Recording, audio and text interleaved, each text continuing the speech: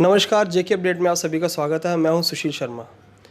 आप सभी जानते हैं चुनावी बिगल बच चुका है और सभी पार्टियां अपने अपने कार्य में जुटी हुई हैं और सभी पार्टियों में आपने ये देखा कि किस तरह का जोश है। और इस बार लोकसभा इलेक्शन में काफ़ी चीज़ें सामने आई हैं, जैसे कि बीजेपी ने अपने दोनों उम्मीदवारों को रिपीट किया है, एनसी कांग्रेस अलायंस हुआ है और इस ये चीज़ों को देखते हुए साथ साथ में नई पार्टी भी उभर के आई हैं सामने, डोगरा स्वाभिमान संगठन, और उसी के साथ साथ एक पैंथिक मोर्चा। आज हमारे साथ जुड़ चुके हैं पैंथिक मोर्चा के उम्मीदवार अवतार खालसा जी। सर, आपका जेके अपडेट में स्वागत है। थैंक यू सर, सबसे पहले तो आपसे ये सवाल कि आपने लोकसभा इलेक्शन में उतरने का निर्णय किस प्रकार लिया? देखिए, हम लोग बेसिकली पीओके से माइग्रेटेड लोग हैं। 1947 से लेके आज तक कोई भी सरकार आई, उन्होंने हमें किसी भी लेवल पे हमारी बॉदर नहीं किया, हमारी कोई जेन्युइन डिमांड्स नहीं मांगी। हम 1947 में डिसेबल हुए, हम 1965 में डिसेबल हुए, हम लोग 1971 में डिसेबल हुए। हमने ये सब कुछ देखा और उसके बावजूद हम डेली परेशान हो रहे हैं। कठुआ से लेके नौशहरा तक बॉर्डर पे फायरिंग चल रही है, वो सब हमारे लोग बैठे हुए हैं और हमारी किसी भी पार्टी ने सार नहीं ली। दैट्स वाई हमने इकट्ठे होकर एक ऑर्गेनाइजेशन बनाई जिसको हमने नाम दिया पंथक मोर्चा। और उस पर हमने सोचा कि नो डाउट 10 दिन में बना हुआ मोर्चा है, ये कंस्टिट्यूंसी बहुत बड़ी है, लेकिन फिर भी हमने हौसला किया कि चलो हम इसमें अपने लोगों के बीच में जाएंगे, अपनी बात रखेंगे। और उसकी वजह से हमने डिसाइड किया, लोगों ने मेरे पे विश्वास करके मुझे इस मोर्चे का कैंडिडेट बनाया था। उसके बाद जब हम फील्ड में आए तो हमने अपने लोगों से मशवरा किया। बेसिकली हम क्या चाहते थे कि हम देखें कि हमारा हमदर्द कोई है भी है नहीं, हमें कोई कंसिडर करता भी है नहीं करता। उस दौरान हमें कांग्रेस की हाई कमांड ने कंसल्ट किया, जिसमें जीएम मीर साहब और उनके साथ पार्टी के सीनियर लीडर्स, उन सब विचार विमर्श हुआ और उन्होंने हमारी कुछ डिमांड पे, मैं नॉट ए फॉर्मेलिटी, मैं really I appreciate mister GM Mir, he is a very secular person. उन्होंने एक बात कही जो कहता है, जी इनमें से जो हमने डिमांड्स रखी, कहता है जो हमारे हाथ में है वो ये बातें हैं। तो हमारा कुछ एक एमओयू साइन हुआ पंथक मोर्चे का और कांग्रेस का। हमने उनमें विलय नहीं किया है, हमने एक उनके साथ गठबंधन किया है, इसलिए कि बहुत बड़ा जो खतरा, एक तो हमारी अपनी डिमांड्स उन्होंने जहाँ मानी है, हमें उन्होंने एक असेंबली में सीट देने का वादा किया है, एक अपर हाउस में हमें सीट देने का वादा किया उन्होंने, being a Sikh not being a Congress. Sir, इसका मतलब कि हम ये मान के चलें कि जैसे कि एनसी और जो कांग्रेस का अलायंस हुआ था, तो इसके साथ साथ पैंथिक मोर्चा भी इनके साथ ही है। देखो, उनका क्या इशू है, ये क्वेश्चन मेरा ख्याल है कि आप पीडीपी और एनसी से पूछे। देखो, हम एग्रीड लोग हैं, ठीक है। इसमें मुझे अपनी कम्युनिटी में बीच में थोड़ा बहुत हमारे साथ लोगों ने गिले शिकवे किए, लेकिन हमारे पास रास्ता कोई नहीं है। हम पिछले 72 साल से हम लोग पीछे जा रहे हैं। हमें राजा महाराजा के टाइम पे 2 सीटें हमारी रिजर्व होती थी नॉमिनेटेड, एक कश्मीर से, एक जम्मू से। आज मैं जो नेशनल पार्टीज क्लेम करती हैं कि हमने पीओके वापस लेना, हम उनके साथ खड़े हैं। पीओके वापस आना चाहिए। जो वहाँ की रिजर्व सीट है उनकी इलेक्शन क्यों नहीं करवाते हैं? हमें देना हक। एक मैं देवा, सपोज आई एम फ्रॉम देवा Batala which is in Pakistan now, seat create करें वहाँ पे, देवा बटाला के लोगों को यहाँ वोट डालने का मौका दे, ये क्लियर हो कि वो इलाका हमारा है। हमें कंपनसेशन नहीं मिली, हमें किसी जगह एडजस्ट नहीं किया गया। आई am not against Kashmiri migrants, मैं उनके अगेंस्ट नहीं हूँ, लेकिन I am giving you the example of this कि कश्मीरी माइग्रेंट्स की प्रॉपर्टी हमारे देश में ही है, उसकी वैल्यूएशन हुई, उन्होंने बेची नहीं बेची, that is not my concern. उनको पैकेज मिला। एक देखो, एक बदा मजाक क्या करते हैं हमारे साथ ये सिख कम्युनिटी के साथ, एक उन्होंने SRO 425 निकाला। पहले ये लिखते हैं कि जितने भी नॉन माइग्रेंट मिनॉरिटीज़ हैं उनके लिए एक उन्होंने एक एम्प्लॉयमेंट पैकेज निकाला। लेकिन ये आई एम नॉट अपने कोई सियासी बात नहीं कर रहा हूँ, ये आप कंफर्म कर सकते हैं। उसमें अमेंड करते हैं, लिखते हैं माइनॉरिटीज़, नॉन माइग्रेंट, ब्रैकेट में लिख रहे हैं पंडित्स। आज अगर कश्मीर में भारत की आइडेंटिटी लेके कोई बैठा है तो वो सिख बैठा है। हमने पंथक मोर्चे को 10 दिन पहले हमने कोई नाम दिया है। अब हमें प्रॉब्लम क्या आ रही है, जो सिख जिस पार्टी में बैठा है वो वहाँ से हमारा ये विरोध कर रहा है। उनका बनता भी है, वो सोचते हैं कि अगर मैं कांग्रेस में बैठा हूँ तो ये हमें डैमेज करेगा, अगर मैं बीजेपी में बैठा हूँ हमें डैमेज करेगा, हाँ अगर मैं नेशनल कांग्रेस में बैठा हूँ ये पंथक मोर्चा। सिख बोर्ड का जो देखो, मैं एक अब बड़ी क्लियर बात आपको कहूँगा कि वोट किसी एक लीडर के हाथ में नहीं है, किसी एक कम्युनिटी, किसी भी कम्युनिटी का। नाम not talking only about Sikhs. आप कश्मीर में चले जाएं, 36 पार्टी हैं। कल भी मुझे प्रेस कॉन्फ्रेंस सवाल करता है आपका भाई कोई जर्नलिस्ट, वो कहता है कि आप सिख लोग डिवाइड हो जाते हो। मैं why you are talking about Sikhs only? क्या एससी वोट डिवाइड नहीं होता है? क्या हिंदू वोट डिवाइड नहीं होता है? क्या मुस्लिम वोट डिवाइड नहीं होता है? Why you are making particular Sikh? बड़ी सिंपल सी बात है, मैं स्पोर्ट्समैन भी हूँ। ओलंपिक्स गेम होती हैं, कितने कंट्रीज पार्टिसिपेट करती हैं, कितनी क्वालिफाई करती हैं, कितने गोल्ड मेडल लेती हैं, तो क्या वो पार्टिसिपेट करना छोड़ दें? This is not the thing. Vote लेना हर पार्टी तो नहीं जीतेगी ना, है ना। हाँ, जो आपने पहला सवाल किया था वो सवाल ये है, उसका जवाब ये है कि ये लाइक माइंडेड लोग इकट्ठे हुए हैं। ये बड़ा अच्छा एक सिग्नल गया है समाज के अंदर कि सेकुलर सोच वाले लोग आज भी बैठे हैं। आज मैं अगर माननीय मोदी जी के खिलाफ को बात करता हूँ, उसको कहा जाता है कि ये एंटी इंडिया बात कर रहा है। Modi is not India. वो मेरा रिस्पेक्टेबल, वो एक बीजेपी का प्राइम मिनिस्टर नहीं है, मेरा भी प्राइम मिनिस्टर है वो किसी एससी का भी प्राइम मिनिस्टर है वो। एक बात मैं आपसे कुछ सवाल करता हूँ, सवाल में सवाल लाता हूँ। इस देश को एक बुखार चढ़ता है, उसमें मैं भी शामिल हूँ। इनको पहले कांग्रेस का बुखार था, अकेला वाजपेयी पार्लियामेंटेरियन था, वो चिल्ला चिल्ला के, नेट का ज़माना ना, आप निकालो, उसने कितने जेन्युइन मुद्दे उठाए, उसने लोगों को आगे गुहार लगाई कि यार हम यहाँ कांग्रेस गलत कर रही है, इसको रोको यहाँ, लेकिन नहीं सुना इन्होंने।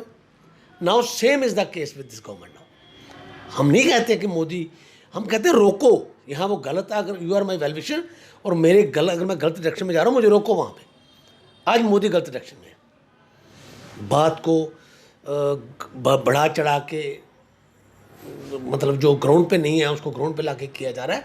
हाँ, मनमोहन सिंह की मैं तारीफ़ करता हूँ, उसकी कैबिनेट में जिसके खिलाफ जो केस निकला उसने एफ आई आर लगाई, उसने साथ साथ एफ आई आर लगाई। लेकिन ये क्या कर रहे हैं, ये उसको हाइड आउट कर रहे हैं। जो भी केस बाहर आ रहा है उसको दबाए जा रहे हैं। देखना एक दिन लावा बन के बाहर निकलेगा, उस दिन लोग अपने सिर पे हाथ रखे रहेंगे, लेकिन वो पानी पुल के नीचे से निकल गया हो। यहाँ इस पोजीशन में नहीं है कि हम जीत सकें, it is too early to say. लेकिन हमने अपने वोट बैंक का ये एहसास करवाया है इनको कि हम हराने में और जिताने में मदद पूरी कर सकते हैं। ठीक है, आज अगर कांग्रेस ने हमारे साथ अलायंस किया है, ये सोच कर किया है कि ये लोग हमें डैमेज कर रहे हैं। बीजेपी ने हमारे साथ अलायंस इसलिए नहीं किया कि बीजेपी टोटली कम्युनल बेस पे लड़ रही है, टोटली कम्युनल बेस पे। इनका कोई मुद्दा नहीं है, सिर्फ हिंदू खतरे में हिंदुस्तान। यार मेरे गुरु नानक ने आज से 550 साल पहले नारा लगाया था, अब्बल अल्लाह नूर पाया कुदरत के सब बंदे, एक नूर थे सब जग उपजा कौन पले को मंदे। हम तो सेकुलर सोच के बंदे हैं। हमारे लिए अगर नेपाल में अर्थक्वेक आता है तो सिख वहाँ भी पानी की बोतल लेके खड़ा है। अगर कश्मीर में बाढ़ आती है, सिख वहाँ दवाई का पैकेट लेके खड़ा है। आज पुलवामा इंसिडेंट हुआ, आज वहाँ भी सिख उन बच्चों को गाड़ी में बैठा के घर पहुँचा रहा है। ये हम एहसान नहीं कर रहे, मैं ये आपको इसलिए बता रहा हूँ, ये हमारे धर्म में है, हमारे खून में है। ये भाई कन्हैया जी की मिसाल देता हूँ मैं, जंग में वो पानी पिलाते थे, उन्होंने कभी नहीं देखा ये सिख जख्मी है कि मुसलमान जख्मी है। मेरे गुरु गोविंद सिंह के साथ जंग लड़ने वाले सिपाही मुसलमान थे। मेरे गुरु के साथ बच्चों को दूध पिलाने वाला मोती मेहरा था, जिसको ये लोग शूद्र के नाम से बोलते हैं। मेरे गुरु ने कहा है, खत्री ब्राह्मण शूद्र वैश्य उपदेशों वर्णा को समझा। ये हमें क्या सिखाएंगे? हाँ, इनको सीख लेनी चाहिए थी गुरु नानक देव जी से। अगर लिखा होता पार्लियामेंट के अंदर हक पराया नान का, उस सूअर उस गाय, हक पराया मीन रिश्वत। ये आज नारे देते हैं किसी जर्मन के किसी राइटर का, किसी अमेरिका के राइटर का, इनको गुरु नानक क्यों नज़र नहीं आता है जिसने गुलदस्ता को बनाया? उनकी बात क्यों चुभती है इनको? आज चिल्ड्रन डे बनाए जाते हैं, मेरे बच्चों, मेरे गुरु के बच्चों के नाम पे क्यों नहीं मनाए जाते? उनकी कुर्बानी किसके लिए थी? क्या कोई खित्ते की लड़ाई थी? क्या किसी ज़मीन की लड़ाई थी? क्या ना, जिस जनेऊ को पहनने के लिए मेरे गुरु नानक ने इनकार किया था, उसके लिए मेरे नौवें पातशाह ने अपना सिर दिया था, और उसी जनेऊ के लिए मेरे गुरु के 4 बच्चे शहीद हुए। लेकिन अफसोस कि इनको वो एहसान भूल चुके हैं, और जो कौम एहसान भूल जाती है उसकी इस ज़मीन पर कोई जगह नहीं रहती है। आप आज देख लो, कल देख लो, एहसान फरामोश के लिए इस जगह पर दुनिया में कोई जगह नहीं है। हाँ, आप कहते हो आप जीत जाते हो, हम जीतते हैं, 1 सीट जीतते हैं, 2 सीट जीतते हैं, 4 सीट जीतते हैं। अगली असेंबली इलेक्शन में हम आपको बताएंगे। ये हमारा कांग्रेस के साथ गठबंधन हुआ है, इन्होंने हमें वादा किया है रिप्रेजेंटेशन देने का। वो मैं MOU आपके साथ नहीं बता सकता, क्योंकि कांग्रेस का सीनियर लीडर आकर उसको अनाउंस करेगा। वो आपको 2-4 दिन में जैसे वो आते हैं वो बता देंगे। लेकिन हमारा एक ही नारा होगा, हिंदू मुस्लिम सिख ईसाई आपस में हैं भाई भाई। इस दीवार को हम खत्म करना चाहते हैं, हमारा एक ही नारा है। हम कहते हैं कि मेरे पड़ोसी के घर में आग लगी हो, चाहे वो हिंदू हो, मुसलमान हो, दलित हो, मैं अपने घर में आराम से नहीं सो पाऊँगा। सर चलिए, आपसे एक आखिरी सवाल, क्या आपको लगता है कि जनता इतिहास को बदलेगी इस बार, या फिर वही मोदी लहर रहेगी? देखो, मुझे नहीं लगता वो लहर का असर है।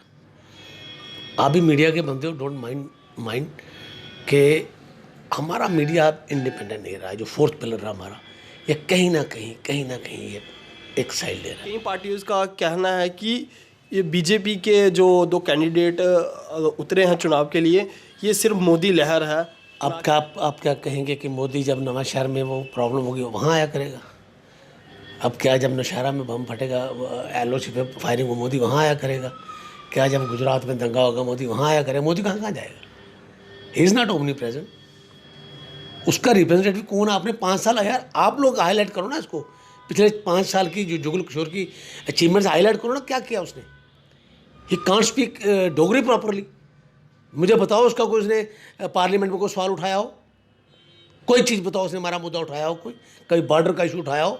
आज ये बंकर बना रहे हैं जिसके वो मुझे एक, मैं आपसे आपके माध्यम से ये सरकार को सवाल करता हूँ कि ये एक पब्लिक के सामने क्राइटेरिया क्लियर करें कि बैंकर कैसे और किसके घर में बनाया जा रहा है।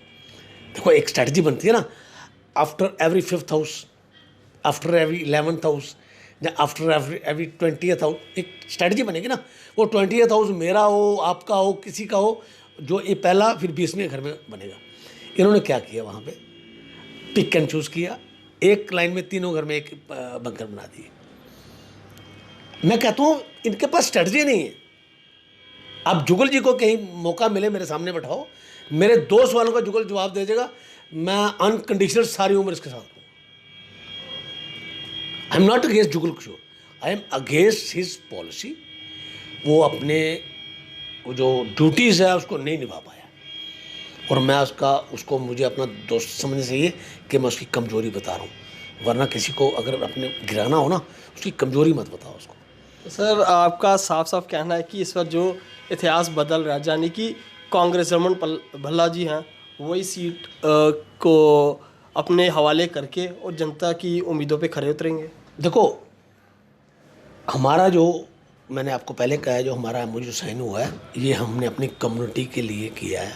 और मैंने विड्रॉ करने का मेरा एक ही कारण था कि मैं कंटेस्ट में आके, जैसे आप लोगों ने फिर हाईलाइट करना था कि खालसा जी आपको उधर इतना सिख, आपको इतना वोट क्यों मिला, वहाँ पे उधर 15,000 वोट था, आपको 2,000 वोट क्यों मिला वहाँ से। मैं एक नई डिवीज़न नहीं खड़ी करना चाहता था। एक तो मैं लेट था, हमारा मोर्चा लेट था, और दूसरा जब जिस बात को हम पूरा जो हमारा मंशा थी, हम जो करना चाहते थे, वो कांग्रेस ने हमारी कर दी, एक थी। दूसरी, मैंने आपको ये बात कही है, हम सेकुलर सोच के साथ खड़े हैं।